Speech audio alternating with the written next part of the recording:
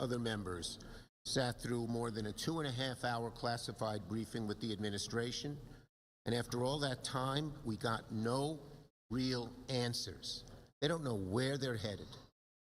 They think they can do step 1, take out Maduro, and they have no idea what steps 2 through 10 are going to be, which gives all of us a great deal of worry. I asked 4 simple questions. How many American troops are we going to send to Venezuela? They don't know. How long will we be running Venezuela? Don't know. Unknown. How much is this going to cost? We tried to pin them down. No answer. What country is next? Unknown, but I was very unsatisfied when I asked them, are they considering going into other countries? It was really troubling. And last night, when asked, Trump told Americans he's in charge of Venezuela. When asked who's in charge of Venezuela, Trump said, me. One man, no idea, no plan. Whatever pops into his head seems from that briefing. So let me ask a simple question. How does spending potentially years and potentially billions of taxpayer dollars in Venezuela put America first? How does this help families here at home pay the rent, pay the mortgage, pay for groceries, pay their energy bill, pay for their health care?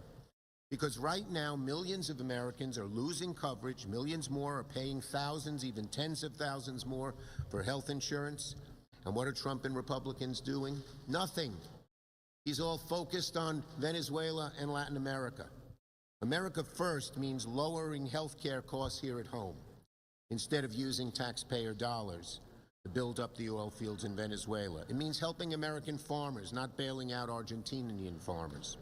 It means bringing manufacturing back to our shores, not handing over critical chips to China. It means helping families afford rent, mortgages, and energy bills. Instead, Trump is focused, it seems, on helping his big oil buddies, and he's focused on personal vanity projects like renaming the Kennedy Center and choosing which marble armrest to install.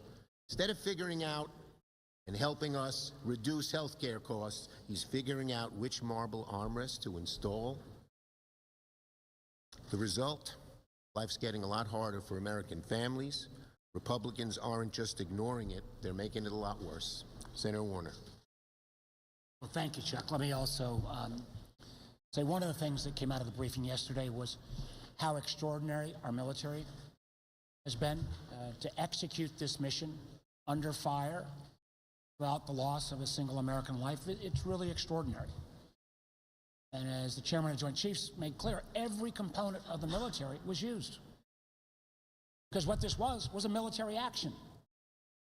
And it is not the notion that the administration has put forward that somehow this is simply a legal action serving a warrant. It's absurd. It doesn't pass the smell test. And the ironic thing is here, they have used the argument on attacking the so-called drug boats as military action as opposed to legal enforcement, while this supposedly was simply a legal enforcement. It does not pass the smell test. I commend our military, but echoing what Senator Schumer said, military execution without a plan for the day after leads to devastating consequences.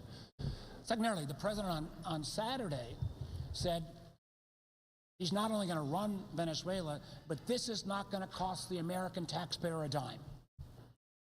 Haven't we heard that promise before in Iraq, where Iraq oil was going to pay for the whole cost of the invasion? Now he's saying Venezuelan oil is going to pay for all of this operation. The challenge is this. We have an economic chokehold on Venezuela at this point by the blockade. To restore, though, Venezuela's oil exporting ability to about 1 million barrels a day, to get back up to where it was a decade plus ago, 4 million barrels a day, will literally take 2 to 4 years of rebuilding and some level of security for companies that go in. We couldn't get an answer as well as how much is the cost of having 20% of our fleet, the largest armada assembled in the Caribbean since the 20th century, how much per day is it costing our fleet to be stationed off of Venezuela, maintaining that economic chokehold? And by the fact that at the end of the day, the Venezuelans are going to pay for all of this, or Venezuelan oil, does that mean that 20% of the fleet has to stay there a year, 2 years, 3 years, 4 years? These are the kind of questions that need to be answered. And I'll also echo what Senator Schumer said. A lot of our Virginians over the holidays lost their health insurance. This does nothing to make health insurance more affordable, groceries more affordable, drive down the cost of rent. That's what the American people want the President and the Congress to focus on. With that, my friend, Senator Duckworth. Thank you, Senator Warner. Senator Duckworth. Thank you. Thank you, Senator Warner. Thank you, Senator Schumer. I just want to say how in awe I am of the 160th Air Crew. Those boys and gals are badass, and all of those rotary wing air crew, I bow down to them. The Delta Force folks, what they managed to do. I've flown over urban areas in a combat situation, and what they did was remarkable. You know, here's the thing though. I've flown in a war that was fought over oil. I flew to out of Fort Knox to Kuwait and into Iraq 21 years ago to serve in Operation Iraqi Freedom. And I went not because I supported the war.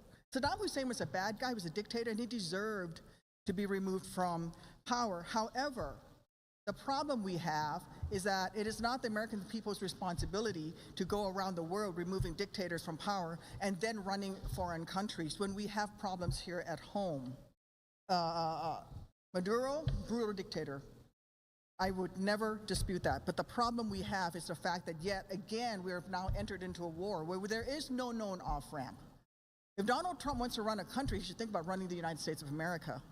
I was home over the break and I spoke to a gentleman whose health insurance policy for him and his wife are going to go up from $3,000 to $12,000. He cannot afford those premiums. His wife is sick.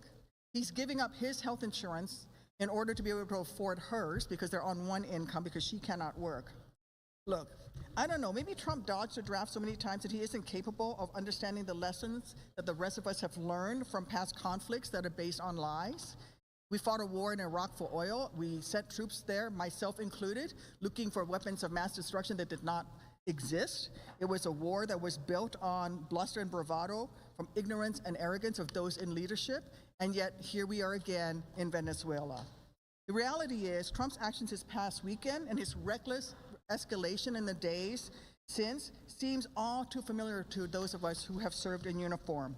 He has risked American lives to interfere in another nation's politics without legal basis, and for no good reason that he can articulate other than for the greed of oil.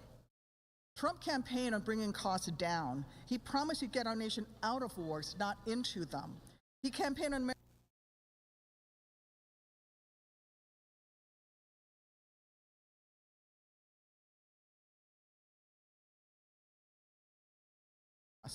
Tell me, please tell me, how he's making America great again when those costs for everyday Americans are skyrocketing because of his policies. When farmers tell me, you know what, I'm 8th generation, there won't be a 9th generation, we're about to lose our family farm because of his tariffs. All right, we're listening into